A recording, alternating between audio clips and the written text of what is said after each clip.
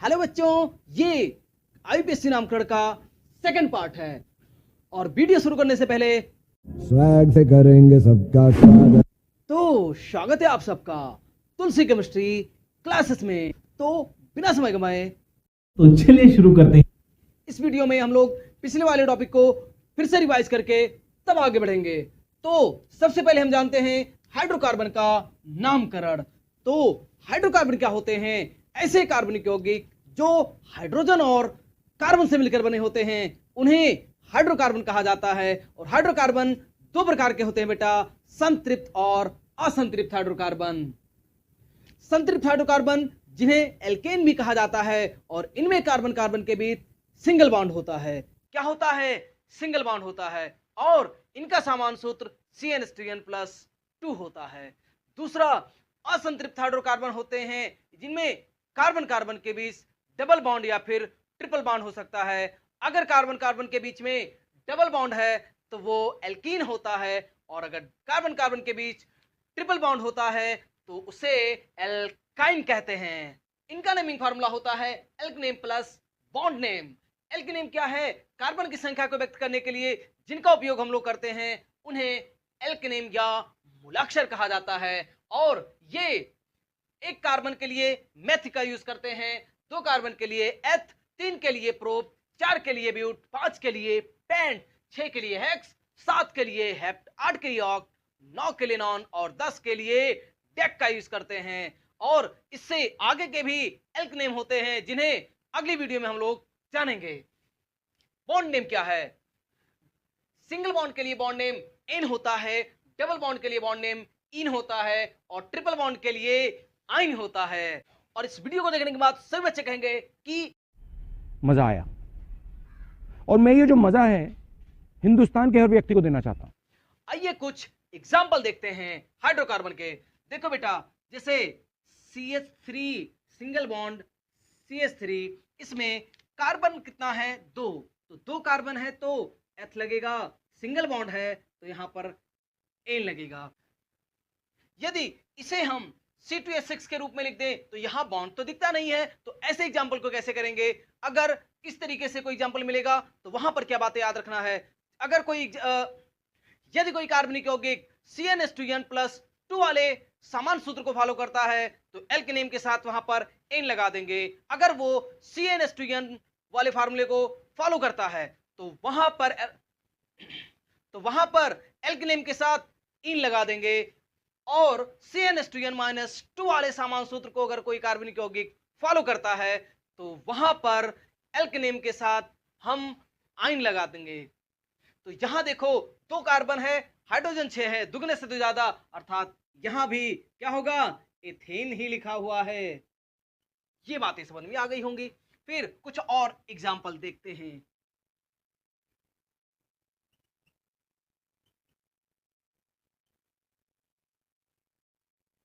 देखो बेटा, कार्बन कितना है? 4, 1 2 3 4 कार्बन है, तो 4 कार्बन के लिए क्या लगेगा बेटा? ब्यूट। और सिंगल बॉन्ड के लिए क्या लगा देंगे? एन। तो नाम क्या हो गया? ब्यूटेन। कुछ और एग्जांपल को देखते हैं। CH3 CH double bond CH2, यहां कार्बन कितना है? 3 और एक जगह पर डबल बॉन्ड भी है। तो मैंने क्या बताया था? कार्बन गिनो, बॉन्ड देखो, नेमिंग फार्मूले के अनुसार नामकरण करो। देखो, 1 2 3 कार्बन है, 3 कार्बन के लिए क्या होता है बेटा? प्रोप। 3 कार्बन के लिए क्या होता है? प्रोप। और डबल बॉन्ड है तो इन लगेगा। क्या लगेगा बेटा? इन। ऐसे ही अगला एग्जांपल देखते हैं। CH ट्रिपल बॉन्ड CH, दो कार्बन है, ट्रिपल बॉन्ड है, तो दो कार्बन के लिए एथ, ट्रिपल बॉन्ड के लिए आइन, तो नाम क्या हो गया? एथाइन। आगे कुछ और एग्जांपल देखते हैं। जो बच्चे जल्दबाजी में एग्जांपल करेंगे उनसे कहना चाहेंगे बेटा तुमसे ना हो पाएगा। क्योंकि ऐसे एग्जाम्पल को करने के लिए कुछ नियम को याद रखना होता है। देखो बेटा, यहां पर कार्बन 5 है, ठीक है, बट यहां देखो पहले और दूसरे कार्बन के बीच में जहां पर डबल बॉन्ड होता है या ट्रिपल बॉन्ड होता है तो वहां हमेशा पहले कार्बन मानकर हम लोग डायरेक्ट लिख देते हैं। लेकिन यहां पर डबल बॉन्ड की नंबरिंग करेंगे, जिधर से नजदीक पड़ेगा उधर से नंबरिंग करेंगे। 1 2 3 4 5 इधर से दूसरे नंबर पे आ रहा है, पहले दूसरे और तीसरे पे है, अर्थात दूसरे पे मान लिया जाएगा इसको। इधर से देखेंगे 1 2 3 तीसरे पे आ रहा है, इधर से दूसरे पे, तो जिधर से नजदीक पड़ेगा उधर से नामकरण हम लोग करेंगे। 5 कार्बन के लिए क्या लगा बेटा? पेंट। डबल बॉन्ड कौन से कार्बन पर है? दूसरे पर, तो 2 लगेगा। और डबल बॉन्ड के लिए बॉन्ड नेम क्या लगेगा? इन। नाम क्या हो गया? पेंट 2 इन। ऐसे आगे देखते हैं, 1 2 3 4 कार्बन है और डबल बॉन्ड यहां पर दूसरे नंबर पर कार्बन पे आ रहा है, चाहे इधर से गिनो चाहे इधर से गिनो, तो नाम क्या हो जाएगा बेटा? 4 कार्बन के लिए ब्यूट हो जाएगा, और डबल बॉन्ड के लिए, डबल बॉन्ड दूसरे नंबर कार्बन पर है तो 2 लगेगा, और डबल बॉन्ड के लिए क्या लगेगा? इन। नाम क्या हो गया? ब्यूटीन। इसमें 7 कार्बन है और 7 कार्बन के लिए हेप्ट लगा है। डबल बॉन्ड पहले चौथे पर है तो इसीलिए लिखे 1,4। 2 जगह डबल बॉन्ड है तो डाई लगाए, और डबल बॉन्ड के लिए क्या लगा? इन। तो नाम क्या हो गया? हेप्ट 1,4 डाई इन। आगे जानते हैं क्रियात्मक समूह क्या होते हैं। ऐसे परमाणु या परमाणुओं के समूह जो कि किसी कार्बनिक यौगिक के गुणों का निर्धारण करते हैं उनको क्रियात्मक समूह कहा जाता है। और OH अल्कोहल का क्रियात्मक समूह होता है, CHO एल्डिहाइड का क्रियात्मक समूह होता है, और COR एस्टर का क्रियात्मक समूह होता है, NH2 एमाइन का होता है, और CO कीटोन का, CN साइनाइड का क्रियात्मक समूह होता है, COOH कार्बोक्सिलिक एसिड, और single bond O single bond ये ईथर का क्रियात्मक समूह होता है। ये बातें समझ में आई हैं। जिन बच्चों को ये बातें समझ में आई हैं, जो बच्चे बातें समझ गए हैं, उनको कहना चाहेंगे शाबाश बेटा, बहुत ऐसे ही लगे रहिए, ऐसे ही मेहनत करते रहिए, आप केमिस्ट्री सीख जाओगे, जीके सर का वादा है। आगे देखते हैं बेटा एल्किल ग्रुप क्या होता है। यदि एल्केन में से एक हाइड्रोजन निकाल देते हैं तो जो परमाणु या समूह जो बचता है उसे हम लोग एल्किल समूह कहते हैं। और एल्किल समूह को व्यक्त किससे करते हैं? आर से। किससे व्यक्त करते हैं? आर से।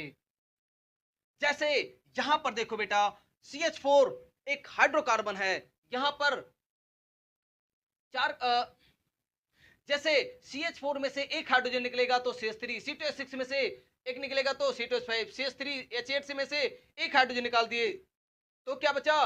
C3H7, C4H8 में से एक निकाले, फिर इसके C4H10 में से एक हाइड्रोजन निकल गया तो क्या बचा? C4H9। इसका नाम क्या होगा? मेथेन। इसका एथेन, इसका प्रोपेन, इसका ब्यूटेन। सब में से एक एक हाइड्रोजन निकलेगा तो लास्ट में क्या जुड़ जाएगा?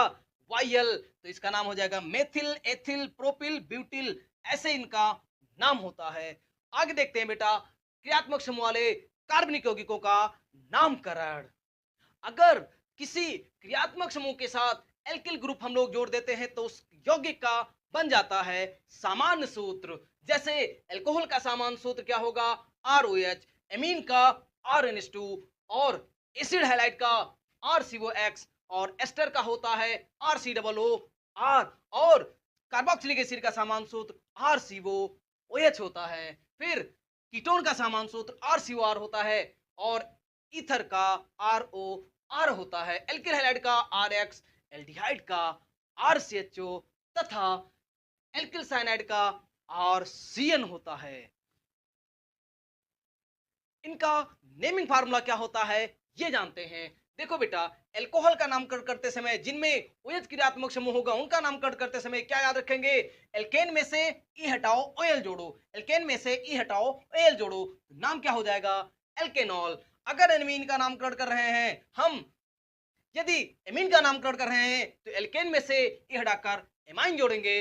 अगर हम एसिड हैलाइड का नामकरण कर रहे हैं तो एल्केन में से E हटाकर OIL हैलाइड जोड़ेंगे।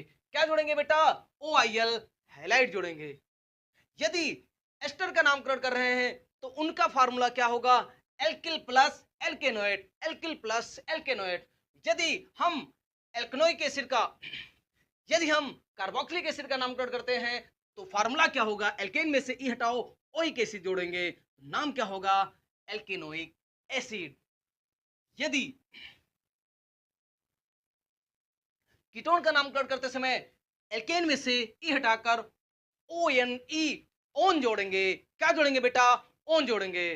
ईथर का नेमिंग फार्मूला क्या होता है? Alkoxy plus alkane is equal to alkoxy alkane. ऐसे ही एल्किल हैलाइड का क्या होगा? आर एक्स सामा। ऐसे ही एल्किल हैलाइड का नेमिंग फार्मूला होता है हेलो प्लस एल्केन। क्या हो जाएगा? Halo alkane. फिर एल्डिहाइड का नेमिंग फार्मूला होता है alkane minus e plus al alkanal. इसी तरीके से एल्किल साइनाइड का नामकरण होता है alkane plus nitrile is equal to alkane nitrile.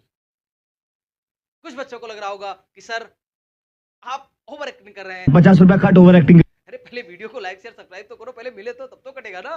तो ये था कुछ नेमिंग फार्मूला सबका। फिर एक आध एग्जांपल हम लोग देखेंगे, बाकी के एग्जांपल को कवर करेंगे नेक्स्ट पार्ट में। अगर ऐसे एग्जांपल को करना है तो इस चार्ट को आपको याद रखना पड़ेगा। देखो बेटा, पहला एग्जांपल है CH3OH। CH3OH एक कार्बन है तो क्या नाम हुआ? मेथ। सिंगल बॉन्ड के लिए इन लगा दिए, ठीक। OH लगा है तो क्या करेंगे? ई हटाकर OL जोड़ देंगे तो नाम क्या हो जाएगा? मेथेनॉल। CH3 है, पहला एग्जांपल देखते हैं। CH3OH है, एक कार्बन के लिए मेथ लगेगा, सिंगल बॉन्ड के लिए लगेगा एन, और ई हटाकर OL जोड़ेंगे तो नाम क्या हो जाएगा? Methane all. फिर दूसरा एग्जांपल, एक दो एग्जांपल है यहां COOH वाले में क्रियात्मक समूह वाले कार्बन को भी जोड़ लेंगे मेन श्रृंखला में। तो दो कार्बन है तो दो के लिए क्या हो जाएगा? एथ। सिंगल बॉन्ड के लिए एन लगेगा, ई हटा दिए, फिर क्या जोड़ना है? Oic acid. आगे देखते हैं, दो कार्बन है तो क्या हुआ? एथ। सिंगल बॉन्ड के लिए एन, ई हटाए, NH2 के लिए एमाइन लगा दिए तो क्या हो गया बेटा? एथेनामाइन। फिर CH3O, CH3 इसके लिए क्या नाम होगा? Methoxy methane. फिर आगे एग्जांपल देखते हैं, दो कार्बन है बेटा, एक दो, तो दो कार्बन के लिए एथ। CHO क्रियात्मक समूह है, अच्छा दो कार्बन के लिए सिंगल बॉन्ड के लिए एन लगा दिए। अगर CHO कार्बन क्रियात्मक समूह है तो क्या लगेगा बेटा? ई हटाकर एल जोड़ेंगे तो क्या हो गया? एथेनल। उम्मीद करते हैं ये टॉपिक समझ में आया होगा, इसीलिए इस वीडियो को यहीं पर करते हैं खत्म। और ऐसे ही इंटरेस्टिंग टॉपिक को सीखने के लिए तुलसी केमिस्ट्री क्लासेस चैनल से जुड़ें और इस वीडियो को लाइक शेयर एंड सब्सक्राइब करें। मिलते हैं अगली वीडियो में, तब तक के लिए नमस्कार, जय हिंद।